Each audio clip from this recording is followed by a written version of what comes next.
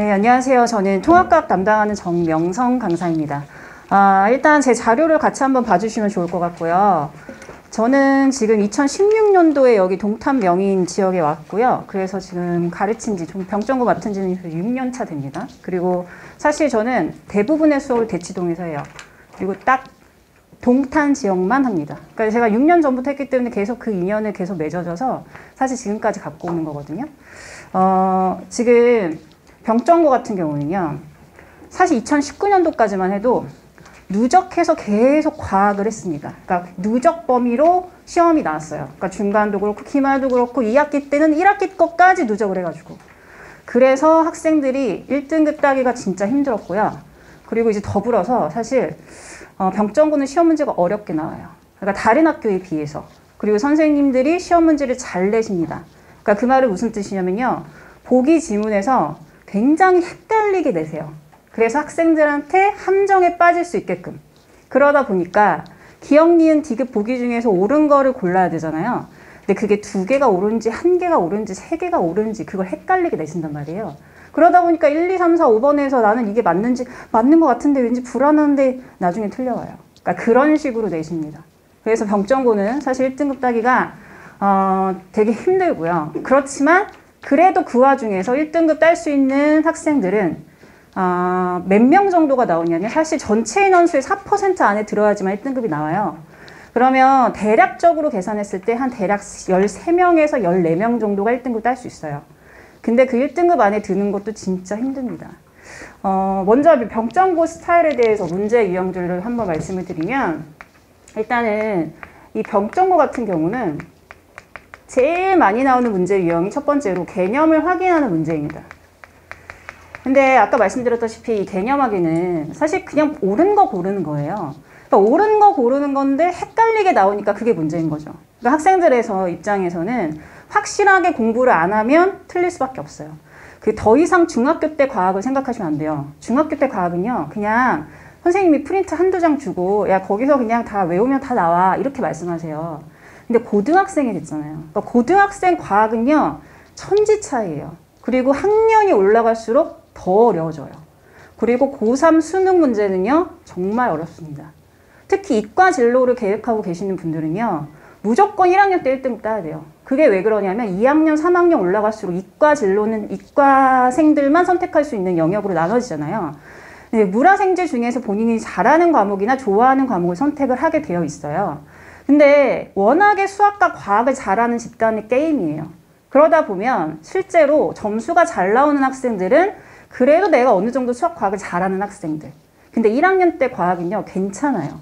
그러니까 그 괜찮다는 말이 무슨 뜻이냐면 문과와 이과를 합해가지고 우리가 수업을 하는 거기 때문에 이게 문과 학생들은 좀 불리하잖아요. 그러면 너무 이과생들 위주로 낼 수 없단 말이에요. 그러다 보니까 개념에서 약간 헷갈리는 문제로 선생님 내실 수밖에 없어요.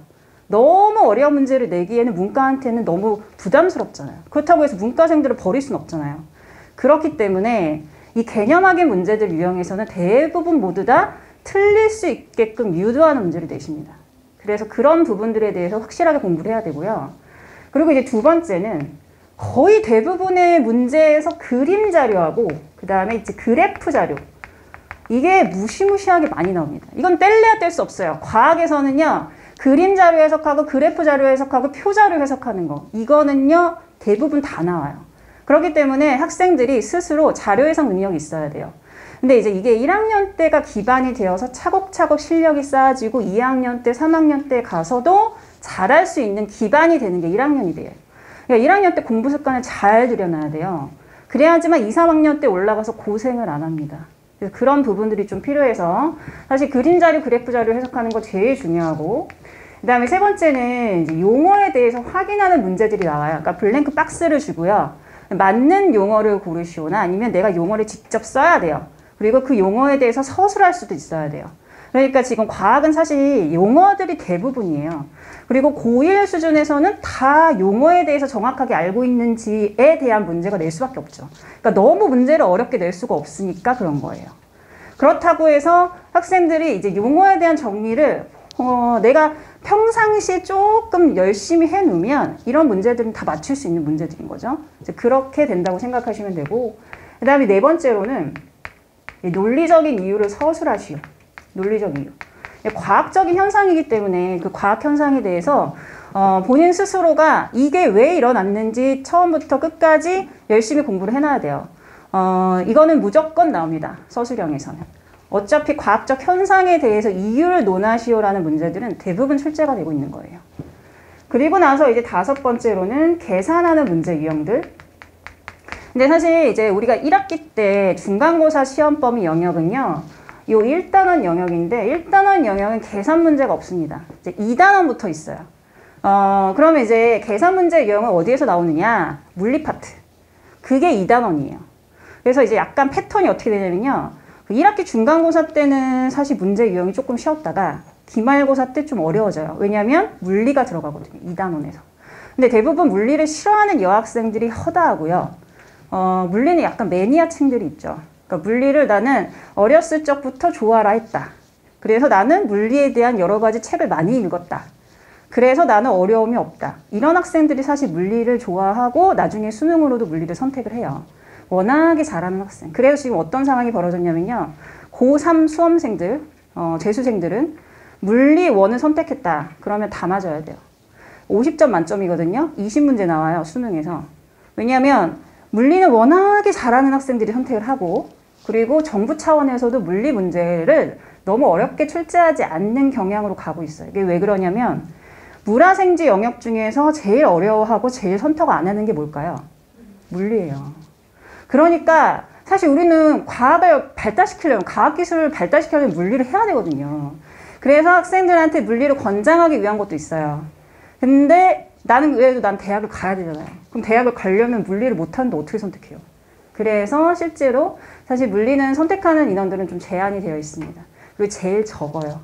그런 부분들이 좀 있어서 마찬가지예요. 1학년 때도 물리를 많이 싫어해요. 그래서 포기하는 학생들이 있어요. 하지만 괜찮습니다. 왜냐하면 1학년 학생이기 때문에 이 범위 자체가, 그리고 영역 자체가 역학 부분이고 어렵지 않은 영역을 선택해서 집어넣었어요. 그래서 조금만 공부하면 괜찮아요. 왜냐하면 나올 부분은 정해져 있거든요. 어려운 부분은 정해져 있어요. 그런 부분들에 대해서 열심히 트레이닝을 하면 문제를 맞출 수 있거든요. 그래서 이제 계산하는 문제는 이제 1학기 기말고사 때 들어가게 될 거고요. 그리고 이제 2학기 때 또 있어요. 전기 파트. 전기 파트가 또 나와요. 물리 파트에서. 전기도 애들이 정말 싫어하죠. 여기도 애들이 진짜 극혐이에요. 극혐. 근데 이제 어쩔 수 없이 그래도 이제 교육과정에 들어있기 때문에 이 기본적인 부분을 알아야지만 문제를 풀 수 있고 어느 정도 따라갈 수 있습니다. 그래서 괜찮습니다.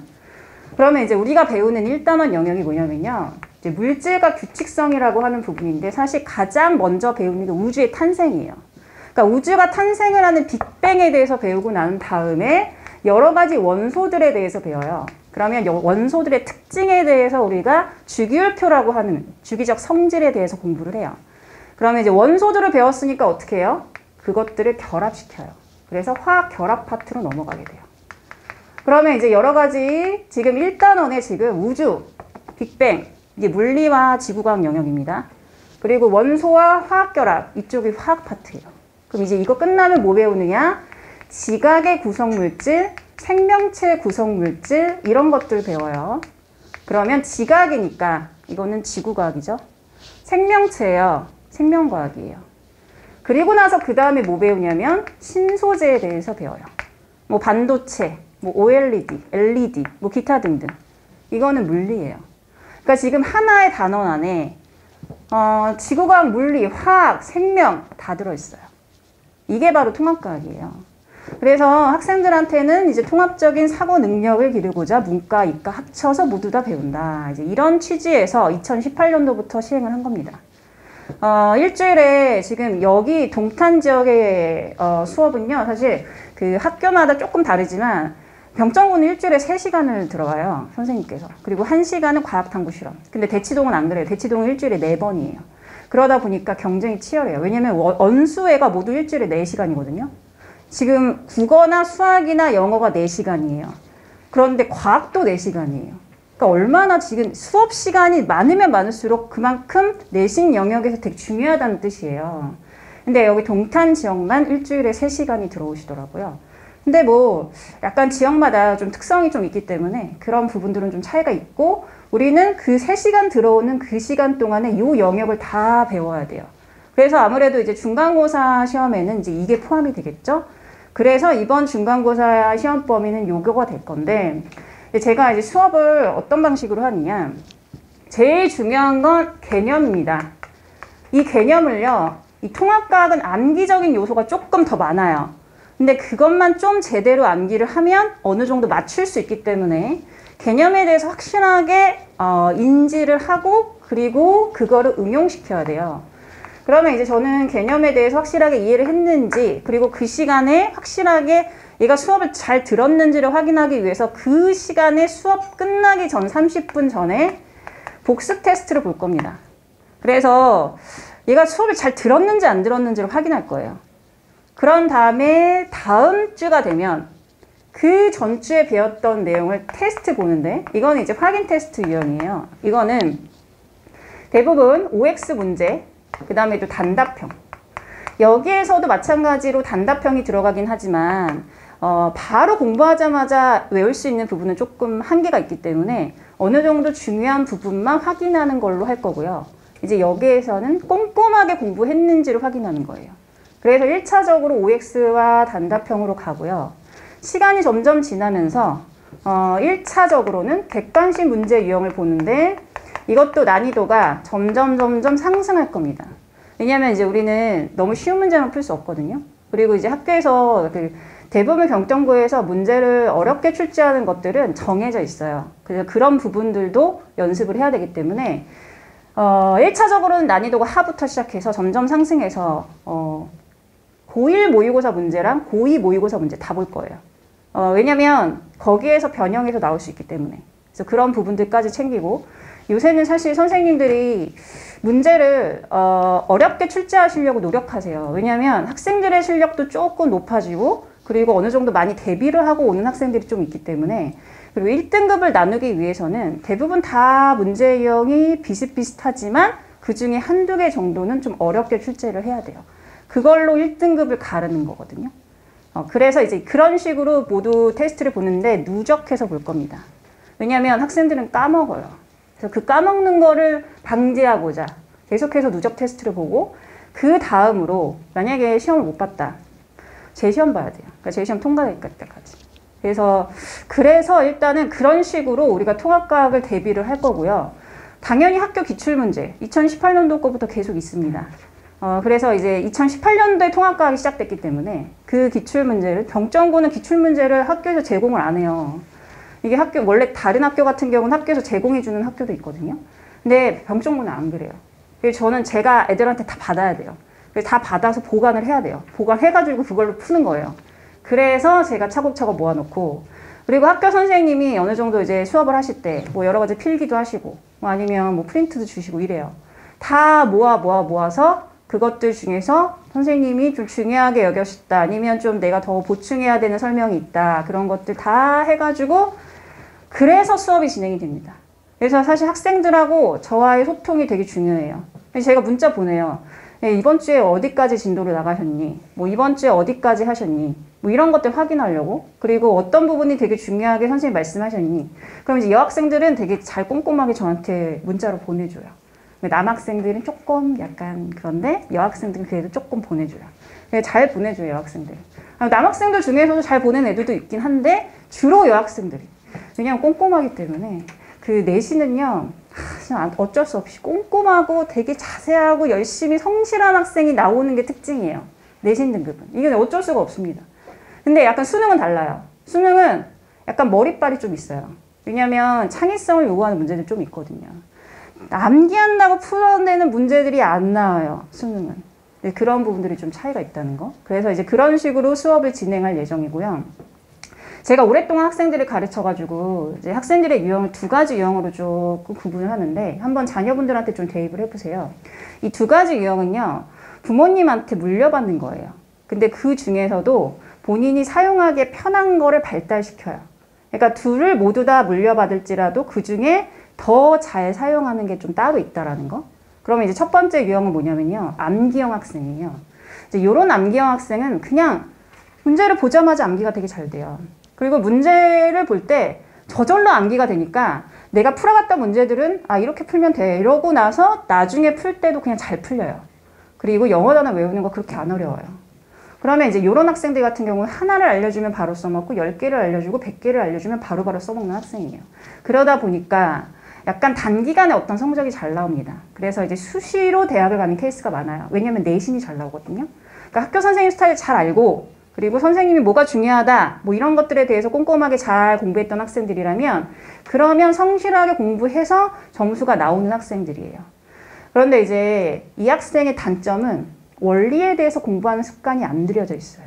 근데 수능은 지금 원리에 대해 공부해야 됩니다. 그리고 대부분 이과생이라면 원리를 알고 있어야지 응용 문제를 풀 수 있는 과학 문제가 굉장히 많이 나와요. 그래서 평상시에 원리에 대해서 공부하는 습관이 되게 중요해요. 그래서 이게 첫 번째 유형의 학생이고요. 두 번째 유형의 학생은 제가 창의성 있는 학생이라고 하는데 이런 학생들은 그냥 암기한다고 되지 않아요. 이해가 안 되면 암기가 안 돼요. 넘어갈 수가 없어요. 계속 꼬리에 꼬리를 물고 계속 늘어져가지고 너무 시간이 오래 걸려요. 남들은 지금 100만큼 공부했는데 이 학생은 이걸 해결하느라고 50, 60밖에 공부를 못한 상태에서 시험을 볼 때도 있어요. 그러다 보니까 내신 점수가 조금 불리해요. 단기간에 나오는 학생이 아니거든요. 하나를 알려주고 바로 써먹는 학생이 아니에요. 10개를 알려주고 100개를 알려주고 1000개를 알려줬을 때 마지막에 점프하는 학생이 이런 학생이에요. 근데 이제 이 학생들은 한 번 원리를 제대로 이해하면 모든 문제를 다 풀어낼 수 있어요. 아무리 어려운 문제가 되더라도 응용이 됐더라도 다 풀어내니까 실제로 이런 학생은 내신보다는 수능에서 점수가 많이 나와요. 그래서 수시로 가는 것보다는 정시로 가는 케이스가 많습니다. 근데 이제 이런 후자의 학생은 부모님들의 입장에서 되게 답답해 할 수가 있어요. 왜냐하면 공부 안 하는 것처럼 보이거든요. 내신 점수가 안 나오니까. 근데 제가 이제 학생들을 가르치다 보면 내신은 잘 안 나와도 수능이 되게 잘 나오는 학생들이 있어요. 그러니까 이런 학생들은 고3 때 굉장히 많이 빛을 발해요. 그래서 마지막에 나는 원래 의대를 가려고 했던 게 아닌데 의대로 진로를 바꿔가지고 걔네들은 다시 대학을 가는 케이스 되게 많아요. 그러니까 이제 좀 길게 보시고 1, 2, 3학년을 좀 전략적으로 삼으셔가지고 계획을 세우시는 게 좋아요. 그렇다고 해서 내신을 포기하는 건 안 되고요. 내신이 기반이 되면 점점 차곡차곡 쌓여서 그게 이제 수능까지 연결되는 거고요. 그리고 한 가지 지금 이과 진로로 계획을 하고 계시는 분들은 굉장히 지금 유리합니다. 이게 왜 유리하냐면 지금 정부에서 의대생과 약대생의 인원수를 되게 대폭 늘렸거든요. 그러면 상위권들이 대부분 의대나 약대, 치대를 갈 거예요. 그러면 상위권들이 그쪽으로 빠지게 되면 서울대, 연대, 고대 거기에 공대나 이과대로 갈 수 있는 확률이 되게 높아요. 최상위권이 빠지고 그리고 상위권이 의대나 저쪽 지방의 의대도 빠지게 되면 그러면 내가 뭐 원래는 성균관대 이과대를 가려고 했지만 거기서 조금 높여서 뭐 고대를 갈 수도 있고 이렇게 되는 상황이 됐다는 거죠. 약간 이과대학이 조금 유리하게 되는 시스템이 돼버렸습니다. 지금. 그래서 지금 포기하면 절대 안 돼요. 그래서 내신을 잘 맞아놓고 1, 2, 3학년 계획을 세워서 그래서 수시로 대학을 가되 대신에 정시도 봐야 되기 때문에 정시 확률 조금 폭이 높아졌기 때문에 그래서 수능까지 잘 공부를 해놓으면 좋은 대학에 갈 수 있는 확률이 되게 높아졌어요. 그래서 그런 부분을 놓치시면 절대 안 돼요. 그리고 1학년 때 성적에서 1등급 딸 수 있는 되게 유리한 시점이 지금 2, 3학년이 아니에요. 1학년이에요. 그래서 대부분의 과목들을 1등급 딸 수 있게끔 열심히 노력하면 점수가 나오는 게 지금 과학이에요. 제가 다른 과목은 모르겠지만 과학은요. 한 만큼 점수가 잘 나옵니다. 안 나왔다. 안 한 거예요. 그 학생이.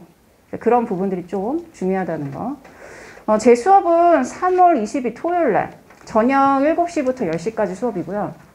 제가 이제 마지막으로 드리고 싶은 말씀은 모든 학생들이 다 좋은 대학에 가고 싶어 해요. 다 공부 잘하고 싶고 되게 꿈이 원대하고. 근데 이번에도 뭐 코로나 때문에 비대면 수업도 했고 뭐 대면 수업도 했고 뭐 다들 뭐 학원에서 다녔고 그랬는데 성적이 다 천차만별이에요. 비대면 수업을 했을지라도 성적이 잘 나오는 학생이 있고 안 나오는 학생이 있고 다들 달라요.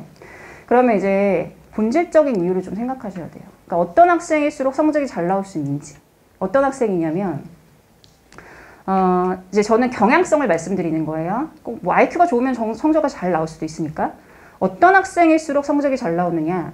이제 자존감이 높은 학생일수록 성적이 잘 나옵니다. 그럼 여기서 자존감이 높다라는 말의 의미는 어떤 뜻이냐면 그 내면의 정서가 좋은 학생. 그 내면의 정서가 좋은 학생일수록 성적이 잘 나와요. 그러면 이제 내면의 정서가 좋다라는 말은 자기가 계획을 세워서 공부를 하고 내가 실천에 옮기지 못한 게 있다. 그러면 다시 수정을 하고 내가 좀 부족한 부분이 있네. 그럼 이런 부분을 보충하자. 그러면 서로 막 계속 교훈을 해 나가면서 발전을 시켜요. 긍정적인 자세로. 이런 학생들이 내면의 정서가 좋은 거예요. 근데 나는 해도 안 되네. 뭐 나 이거 해봤자 별것도 안 되네. 뭐도 안 되네. 뭐도 안 되네. 이렇게 부정적으로 생각하는 것보다는 긍정적으로 발전 가능성이 있게끔 자기가 조절할 수 있도록 해주는 능력이 있는 학생. 사실 이거는 누가 시키지 않아도 자기가 알아서 공부를 하는 학생이거든요. 이제 이런 학생이 자기주도 학습이 되는 학생이에요. 그러면 이렇게 내면의 정서가 좋은 학생은 어떤 학생이냐? 어렸을 적부터 부모님께서 굉장히 긍정적으로 많은 지지와 격려를 해주신 그런 학생일수록 긍정적인 내면의 힘이 있습니다. 저는 이걸 뭐라고 하냐면 무의식적인 힘이라고 그래요. 그러니까 이게 본인 스스로 내면에 강하게 자리 잡고 있으면 이 학생들은 사실 뭘 해도 될 놈들이 됩니다.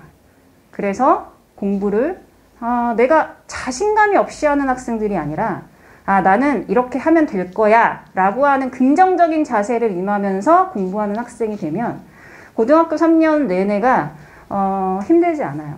열심히 잘할 수 있어요. 그래서 가정에서부터 많은 격려와 지지를 해주시는 게 정말 중요합니다.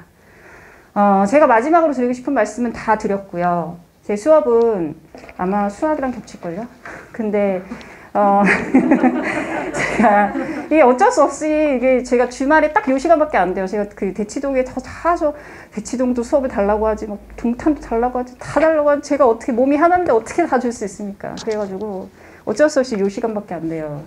그래서 일단은 요 시간에 개강을 하고요. 3월 20일 날 보내주시면 한 가지 중요한 거 말씀 안 드렸네요. 제가 이번에 밤 10시 30분부터 새벽 2시까지 시험 보기 3주 전에 줌 독서실 열 겁니다. 이게 뭐냐면요.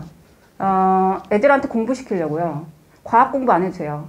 다른 공부 해도 되고요. 아니면 과학 질문해도 돼요. 줌을 열 거예요. 그래서 자기 책상을 보여주는 거예요. 그래서 그 시간에 들어오면 자기가 공부하는 모습을 보여주게.